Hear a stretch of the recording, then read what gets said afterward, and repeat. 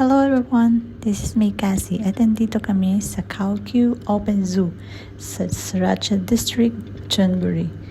And I've got a chance to ride a buggy or bucky or whatever you call it. It's so fun guys, so it is a perfect place to those who are animal lover dyan. Kapag pala bababa kayo ng buggy, make sure na dala nyo mga gamit nyo, lalo na pag may pagkain. Kasi maraming mga unggoy na bigla na lang bubuksan ang bag nyo, hahanap ng pagkain, or itatapon yung mga gamit nyo.